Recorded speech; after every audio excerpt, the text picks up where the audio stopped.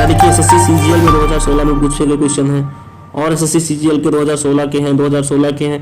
इस तरह से आप 2019 के देखिए एसएससी सीजीएल 2019 का क्वेश्चन शिफ्ट 1 शिफ्ट 2 जो भी है वो सारे दिए गए हैं 2016, 2019। और अगर आप ऊपर जाएंगे तो और भी देखेंगे, अभी तो बहुत सारे फॉर्मेट हैं क्योंकि इतने सारे पेपर हुए हैं। देखिए यहाँ एनटीपीसी के आरआरबी एनटीपीसी 2017 दिया गया है, एनटीपीसी 2021 का क्वेश्चन है, 2021 का क्वेश्चन है, शिफ्ट भी लिखा हुआ है 2021 का क्वेश्चन है। ऐसा कोई क्वेश्चन नहीं है जो आज तक एग्जाम में पूछा गया हो और वो इसमें ना दिया हो। मैं फिर बोल रहा हूँ, ये बेहद ही इंपॉर्टेंट, अगर आप रेलवे देने जा रहे हैं, कोई भी वनडे देने जा रहे हैं तो बेहद ही इंपॉर्टेंट है। 2021 का ये भी क्वेश्चन है, 2016 का है एनटीपीसी का, आरआरबी एनटीपीसी 2016 का क्वेश्चन है। इस तरह से देखिए आरपीएफ एसआई जो होता है उसका 2019 का क्वेश्चन है, ग्रुप डी का क्वेश्चन है 2018 का, ग्रुप डी 2018 का क्योंकि एग्जाम्स में हुए थे 2018 में ग्रुप डी का। एनटीपीसी के हो गए सारे। इधर अगर आप देखना चाहें मतलब सभी में लिखा हुआ है। यहाँ पे देखिए यूपी पीसीएस जो लोअर ट्रिपल एससी का पेपर होता है वो मेंस का क्वेश्चन इसमें दिया गया है। यूपी पीसीएस के क्वेश्चन ये भी पीसीएस का ही है, लोअर पीसीएस का, ठीक है। लोअर पीसीएस एग्जाम्स 2019 में जो पूछे गए थे उसमें के क्वेश्चन है। यूपी देखिए यूपीएसआई का क्वेश्चन भी दिए गए भाई। इसमें 2021 में यूपीएसआई का पेपर हुआ था, उसके सारे क्वेश्चन इसमें दिए गए हैं। इसके अलावा भी अगर आप देखना चाहें तो देखिए फ्रेंड्स, मैं ये क्यों दिखा रहा हूँ, इसलिए दिखा रहा हूँ तो क्योंकि मैं बार बार अगर मैं यहाँ पे क्वेश्चन पढ़ रहा हूँ तो मैं बार बार आपको ये नहीं दिखाऊंगा कि किस एग्जाम में पूछा गया है। बाई चांस दिखा सकता हूँ लेकिन उससे बहुत ज़्यादा टाइम लगेगा, ठीक है। तो मैं आपको बस ये फॉर्मेट दिखा रहा हूँ कि ऐसा कौन कौन से एग्जाम्स है। देखिए सीजीएल का क्वेश्चन पूछा गया है, एसएससी एमटीएस का क्वेश्चन 2023 में हुआ है, अपडेट वर्जन है भाई। 2023 में जो क्वेश्चन पूछा गया है एसएससी एमटीएस का वो भी दिया गया है। इसके अलावा अगर आप और ऊपर जाएंगे देखिए कई सारे क्वेश्चंस के एग्जाम्स के जो क्वेश्चन है दिए गए हैं। अभी तो हम लोग बहुत मतलब थोड़ा सा एरिया देखें, अभी तो बहुत पूरा महासागर ही बाकी है भाई इसमें। Hi guys, welcome to my channel. तो स्वागत है आपका हमारे चैनल में। देखिए आज के सेशन से हम लोग स्टार्ट करेंगे जीएस की जो एक श्रृंखला है। इसमें क्या है कि आज तक एग्जाम्स में जितने भी क्वेश्चन पूछे गए यानी कि वनडे एग्जाम्स में, यहाँ हम यूपीएससी की बात बिल्कुल नहीं कर रहे हैं क्योंकि यूपीएससी क्वेश्चन बहुत ही कम रिपीट करता है, मिनिमम केसों में बाई चांस रिपीट हो जाए वरना नहीं होता। तो यूपीएससी और यूपी पीसीएस, लोअर पीसीएस में जितने क्वेश्चन पूछे गए हैं चाहे वो राजस्थान के हों, एमपी पीसीएस के हों, कहीं के भी, वो भी क्वेश्चन इसमें शामिल किए गए हैं। रेलवे एनटीपीसी जितने भी क्वेश्चन पूछे गए हैं वो सभी इसमें शामिल किए गए हैं। एसएससी में पूछे गए क्वेश्चन वो भी इसमें होंगे और इन सभी को हम लोग कवर करेंगे वन लाइनर के माध्यम से, ठीक है। ऑब्जेक्टिव टाइप नहीं होगा, ये वन लाइनर के माध्यम से होगा। इससे क्या होगा, आपका क्वेश्चन जो है वो जल्दी हो जाएगा। दूसरी चीज है, ये जो हमारी बुक है उसको आप देख लीजिए, यूथ कंपटीशन की है। पहली बात यहाँ पे जो पॉइंट दिया गया वो यूथ कंपटीशन का है। सेकेंड बात है जो अपडेट वर्जन है यानी कि 2024-25 का अपडेट वर्जन है एनसीईआरटी का। एनसीईआरटी का देखिए ये जो 6 से लेकर 12th तक एनसीईआरटी होती है, इससे संबंधित जीएस के जितने भी क्वेश्चन पूछे गए हैं अभी तक एग्जाम में। तो यहाँ पे क्या है फ्रेंड्स, हमारी जो पहली सीरीज है उसमें हम लोग जियोग्राफी कवर कर रहे हैं यानी कि भूगोल कवर कर रहे हैं, ठीक है। इसमें तकरीबन लगभग दिए गए हैं 3000 क्वेश्चन, ठीक है। अगर हम 3000 क्वेश्चन ऐसे एग्जाम्स के देख लें जो आज तक एग्जामों में पूछे गए तो हमारे जो आने वाले वनडे एग्जाम्स हैं वो बिल्कुल क्लियर हो जाएंगे, रियली एकदम से क्लियर हो जाएंगे। मैं इस बात की गारंटी लेता हूँ। देखिए जीएस में 2 प्रकार के क्वेश्चन पूछे जाते हैं, करंट के या फिर सब्जेक्ट के। तो करंट के क्वेश्चन जो होते हैं वो जीएस में लगभग 10 से 15% एरिया कवर करते हैं हर एक पेपर के, इससे कम कवर नहीं करते। तो मैं इसमें करंट की गारंटी नहीं लेता क्योंकि मैं इसमें करंट बिल्कुल नहीं पढ़ा रहा हूँ। तो मैं ओनली जो सब्जेक्ट होगा उसी को कवर कराऊंगा। सब्जेक्ट से जितने भी क्वेश्चन आज तक एग्जाम में पूछे गए उन्हें हम लोग कवर करेंगे। क्यों कवर करेंगे, क्योंकि आजकल जो एग्जामिनर्स हैं वो क्वेश्चन बना नहीं रहे, वनडे के लिए नए क्वेश्चन बिल्कुल नहीं बना रहे। दूसरे एग्जाम्स में उस लेवल के क्वेश्चन जो पूछे गए हैं उन्हीं को उठा के कॉपी पेस्ट कर देते हैं, ठीक है। पहला सीरीज है हमारा ज्योग्राफी। इसके बाद हमारा आता है यहाँ पे इकोनॉमिक्स। अब हम लोग इसके बाद इकोनॉमिक्स कोई जरूरी नहीं है, इकोनॉमिक्स के बाद दूसरा भी या फिर इसको छोड़ के कोई दूसरा भी कवर कर लेंगे। देखिए इकोनॉमिक्स के अलावा हिस्ट्री दिया गया, हिस्ट्री कवर कर सकते हैं। इंडियन कॉन्स्टिट्यूशन दिया गया, इसको कवर कर सकते हैं, ठीक है। फिर हम लोग पहले सीरीज में चलेंगे, कोशिश करेंगे कि जो हमारी ये सीरीज है वो पहले एक कंप्लीट हो, एक के बाद दूसरी। और यहाँ पे साइंस भी है हमारा, यानी कि साइंस में आज तक जितने क्वेश्चन तीनों फॉर्मेट में, साइंस में तीनों फॉर्मेट में आज तक जितने भी क्वेश्चन पूछे गए हैं उन्हें भी हम लोग कवर करेंगे, ठीक है ना फ्रेंड्स। लेकिन ये सीरीज जो होगी हर एक सब्जेक्ट में मैंने बता दिया है, लगभग हर एक सब्जेक्ट में लगभग 3000 क्वेश्चन जो होंगे वन लाइनर होंगे, 3 से 5000 क्वेश्चन के बीच में। और अगर आप 3-3 हजार इस तरह से कर लेंगे कवर हर एक सब्जेक्ट के जो एग्जाम्स में पूछे गए हैं, इससे बाहर कोई भी क्वेश्चन वनडे में नहीं आएगा करंट को छोड़। मैं फिर से बोल रहा हूँ, करंट को छोड़ के, करंट अगर आप नहीं पढ़ रहे हैं तो आपके बस में नहीं है एग्जाम क्लियर करना। रीजन क्या है इसका, क्योंकि आजकल इतना कंपटीशन चल रहा है कि मतलब हर एक बच्चा पढ़ रहा है। आप इसको बिल्कुल मत सोचिए कि सामने वाला हमारे गांव का बच्चा घूम रहा है हम 2 घंटे पढ़ लिए तो हमारा हो जाएगा। इसको बिल्कुल मत सोचिए, आप कहीं से भी पढ़िए, अच्छे से पढ़ लीजिए। चीज़ें मैं एक बार और बता दूं, जो भी बच्चे पेपर देने वाले हैं, जैसे कि जीडी का पेपर आ रहा है पास में, उनके लिए अगर वो रिवीजन के लिए देखना चाहें तो देख सकते हैं। अगर कंप्लीट हो जाता है तो मैं एक बात कहूँगा कि वो इसके आशा में बैठे ना रहें, और मतलब मैं तब तक कवर नहीं करा पाऊंगा सारे सब्जेक्ट, क्योंकि जीडी के एग्जाम्स में जल्द ही होने वाले हैं। 2-4 सीरीज आ सकती है मेरी, लेकिन कंप्लीट नहीं हो पाएगा, तो मैं उनको कोई धोखा नहीं दे रहा भाई। ये हेल्पफुल है बिल्कुल। जीडी में जितने क्वेश्चन पूछे गए हैं सभी आपको इसमें मिलेंगे, एमटीपीसी में पूछे गए वो भी मिलेंगे। तो जो रेलवे वाले बच्चे हैं, एसएससी वाले बच्चे हैं, वो इसको देख सकते हैं अच्छे से। और भी आप वनडे कोई दे रहे हैं, पीसीएस दे रहे हैं लोगों, पीसीएस वो भी देख सकते हैं। लेकिन जो जीडी जो हाल ही में देने वाले हैं वो भी देख सकते हैं। अगर कंप्लीट हो जाता है तो एक एक सब्जेक्ट के देख सकते हैं, लेकिन मैं फिर वही कहूँगा, इसके आशा में ना रहे, आप अपने सारे सब्जेक्ट पहले से कंप्लीट कर लें, ठीक है। तो चलिए स्टार्ट करते हैं। आप इसका फॉर्मेट देख लीजिए, नहीं तो आप समझ नहीं पाएंगे। देखिए ये लास्ट पेज है, यानी जो हमारी ये बुक होगी जियोग्राफी की, 160 पेज की होगी। ये वाईसीटी यानी यूथ कंपटीशन का बुक है, ठीक है। हम लोग ऊपर आ जाते हैं और चलिए स्टार्ट करते हैं अपनी क्लास को। तो ये ज्योग्राफी का सीरीज है, वन लाइनर टाइप का, क्लास 6 से लेके 12 तक जो एनसीईआरटी है उसे कवर कर रहे हैं। यहाँ पे देखिए भूगोल में क्या है, ये चैप्टर वाइज दिया गया है। स्टार्टिंग में हम लोग आ गए हैं।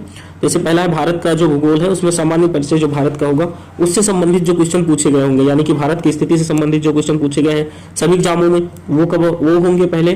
फिर उसके राज्य क्षेत्र से संबंधित, शहरों से संबंधित, पर्यटन से संबंधित।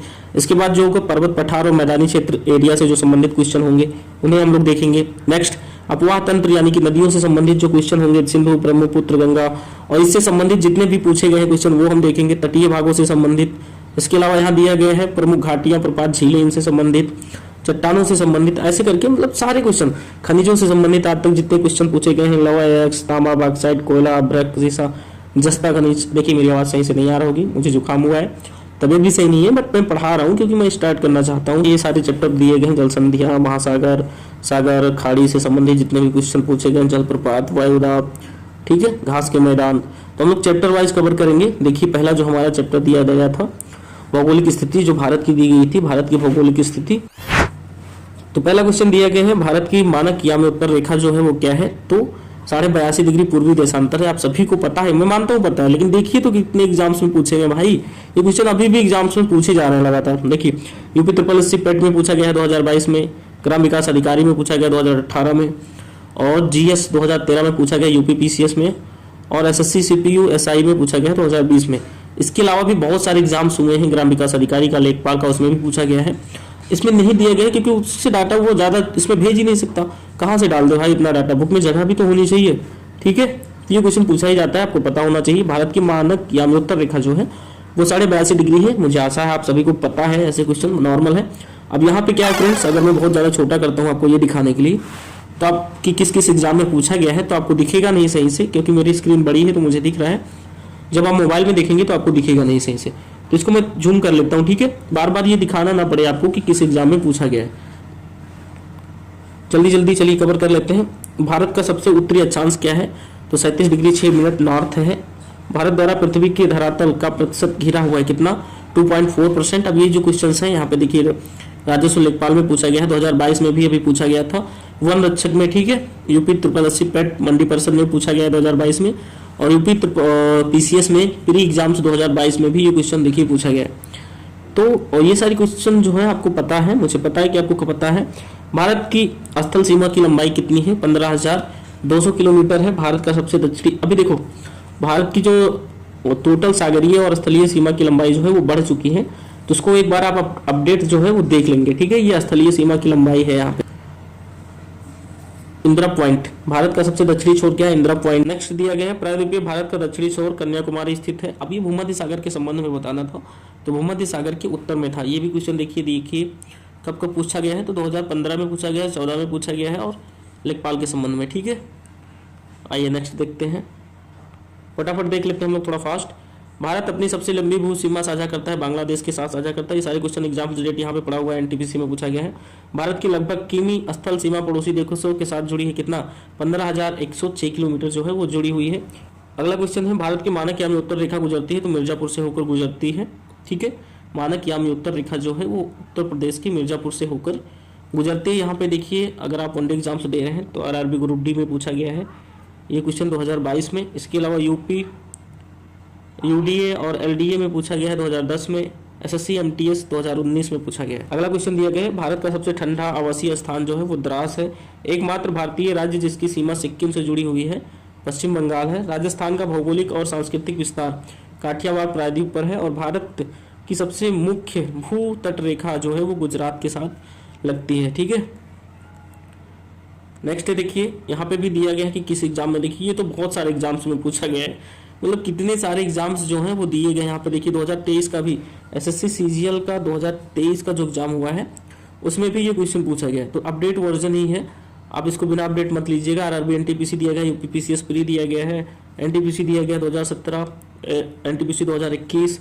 एनटीपीसी 2021 में इस क्वेश्चन को 2 बार रिवाइज किया गया है। देखिए आप अगर ध्यान से देख पा रहे हो तो एनटीपीसी यहाँ दिया गया है। एनटीपीसी 6/4/2021 को पहले शिफ्ट में पूछा गया है। इसके अलावा एनटीपीसी 11/3/2021 को सेकेंड शिफ्ट में फिर से पूछा गया है। तो यहाँ पे 2 डेट दिया गया है। इसके अलावा लोअर पीसीएस में 2018 में, ग्राम विकास अधिकारी में पूछा गया है, सीजीएल में 2016 में पूछा गया है।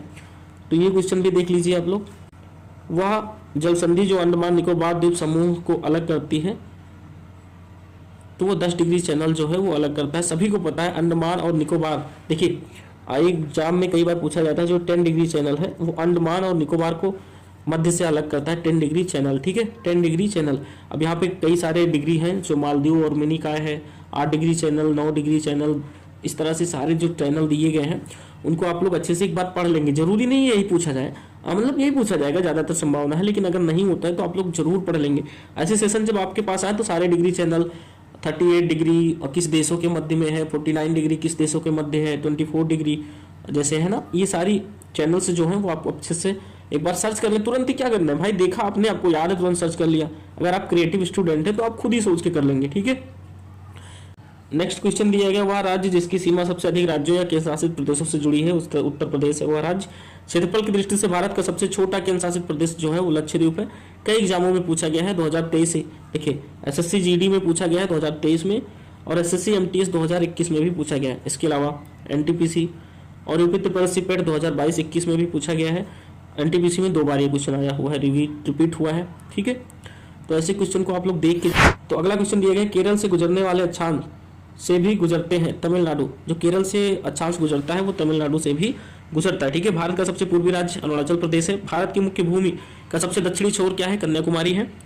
और भारत को भौगोलिक क्षेत्रों में बांटा गया है, तो कितने, 6 भौगोलिक क्षेत्रों में बांटा गया है। ठीक है, भारत भूमि को लगभग 2 बराबर हिस्सों में विभाजित करती है कर्क रेखा। अगला क्वेश्चन दिया गया, भारत भूमध्य रेखा से मात्र 8 डिग्री उत्तर में है। यहाँ देखिए 8 दिया गया, 8 डिग्री उत्तर में है। 9 राज्य और 4 केंद्र शासित प्रदेश जो है वो भारत के समुद्री तट से लगे हुए हैं। ये क्वेश्चन देखिए एनटीपीसी में दिए गए हैं, यूपी पीसीएस जे में दिया गया। जज वाला जो क्वेश्चन होता है भाई, जज का जो पेपर हुआ है यूपी पीसीएस जे लिखा हुआ है, मतलब जज के पेपर में ये क्वेश्चन पूछा गया था। ठीक है, देखिए नेक्स्ट आइए, देखिए पश्चिमी बंगाल का पड़ोसी राज्य नहीं है, मेघालय नहीं है।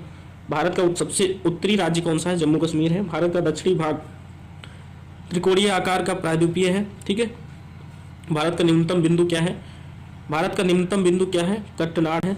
इसको आप लोग जानते होंगे। नेक्स्ट देखिए आईएसटी यानी कि भारतीय स्टैंडर्ड जो इंडियन स्टैंडर्ड टाइम है, पीकेटी यानी पाकिस्तान स्टैंडर्ड टाइम से मिनट आगे। अब ये क्वेश्चन इंपॉर्टेंट है, इसलिए इंपॉर्टेंट है क्योंकि ऐसे क्वेश्चन सभी ने देखा ही नहीं है भाई, मैं 100% बता रहा हूँ, सभी बच्चों को ऐसे क्वेश्चन मिले ही नहीं है कभी।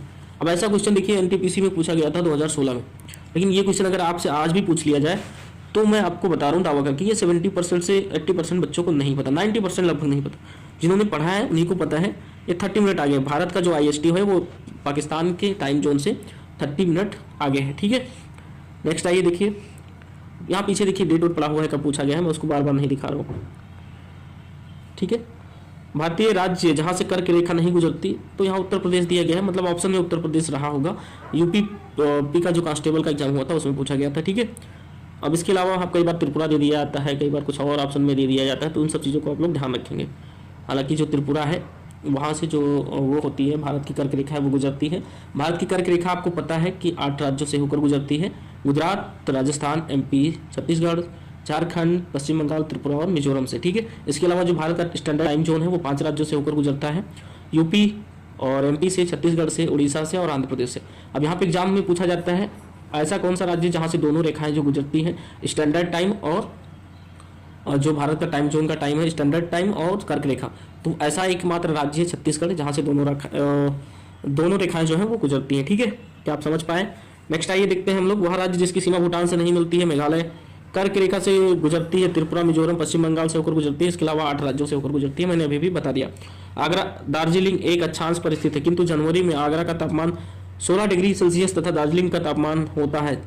देखिए आगरा और जो दार्जिलिंग है वो एक ही अक्षांश पे, दार्जिलिंग पश्चिम बंगाल में पड़ता है, ठीक है, एक ही अक्षांश पर है, लेकिन जो दार्जिलिंग का टेम्परेचर होता है वो 4 डिग्री होता है, यहाँ पे दिख दिया गया, और आगरा का टेम्परेचर 16 डिग्री होता है सेल्सियस। ठीक है, अब ऐसा क्यों होता है? ऐसा एग्जाम में अगर क्वेश्चन पूछा जाए तो आईएएस में या पीसीएस में पूछा जा सकता है कि ऐसा क्यों होता है, लेकिन आपसे बस पूछा गया था कितने डिग्री होता है दार्जिलिंग का टेम्परेचर। अगर आगरा का 16 है तो दार्जिलिंग का कितने डिग्री होगा? तो 4 डिग्री सेल्सियस होगा। किस एग्जाम में पूछा गया भाई? यूपी पीसीएस प्री 2012 में पूछा गया क्वेश्चन है। अच्छा क्वेश्चन है, आप बोलोगे अच्छे लेवल का क्वेश्चन है, सभी को नहीं पता। मैं फिर बता दूं, कुछ क्वेश्चंस हैं ऐसे, बहुत सारे क्वेश्चन हैं जो सबको पता होते हैं, कुछ क्वेश्चंस ऐसे होते हैं जो सबको नहीं पता होते। इनफैक्ट मुझे भी आज तक ये क्वेश्चन का आंसर नहीं पता था। ठीक है, भारतीय उपमहाद्वीप का वह देश जहां राष्ट्रपति प्रणाली शासन है तो वह देश हो जाएगा श्रीलंका। नेक्स्ट देखिए, भारत का वह नगर जो कर्क रेखा से सबसे नजदीक में है, त्रिपुरा का उदयपुर एक नगर है, वो है जो कर्क रेखा के सबसे नजदीक में है। वह भारतीय राज्य जो कर्क रेखा के उत्तर में स्थित है, मणिपुर। कितने भारतीय प्रदेशों से होकर गुजरती है कर्क रेखा? तो 8 राज्यों से होकर गुजरती है, मैंने बताया अभी, गुजरात, राजस्थान, मध्य प्रदेश, छत्तीसगढ़, झारखंड, पश्चिम बंगाल, त्रिपुरा और मिजोरम। ठीक है, 80 डिग्री पूर्वी देशांतर कर्क रेखा का मिलन बिंदु मध्य प्रदेश में होता है। नेक्स्ट क्वेश्चन दिया गया है, यदि भारतीय मानक समय या उत्तर पर मध्याह्न है तो 120 डिग्री पूर्वी देशांतर पर स्थानीय समय होगा। अब यहाँ पे देखिए आपको ज्ञात करके बताना होता है, अगर आप टाइम निकालना जानते हैं तो ऐसे क्वेश्चन का आंसर बिल्कुल दे सकते हैं। नेक्स्ट क्वेश्चन देखिए, मालदीव भारत के साथ समुद्री सीमा बनाता है 8 डिग्री चैनल के साथ। देखिए मैं बता रहा था कि ये डिग्री वाले चैनल वाले क्वेश्चन काफी दिए गए हैं, एग्जाम में कई बार पूछे गए, आप लोग बिल्कुल याद रखेंगे कितने डिग्री के साथ, किस देश के साथ या किस राज्य के साथ सीमाएं जो है वो बनती हैं। तो 8 डिग्री जो है वो मालदीव और भारत के साथ सीमाएं जो है वो साझा करता है।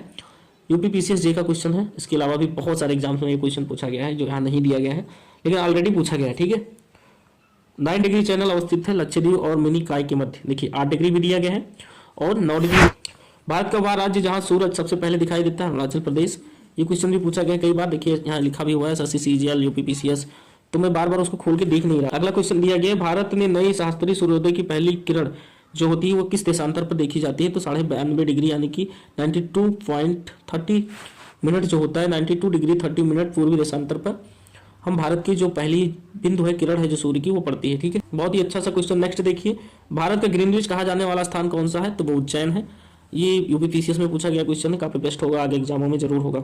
रेड क्लिफ लाइन की सीमा निर्धारित करती है भारत और पाकिस्तान के बीच। डूरंड लाइन का साथ भारत के निर्धारित करता है अफगानिस्तान के साथ डूरंड लाइन।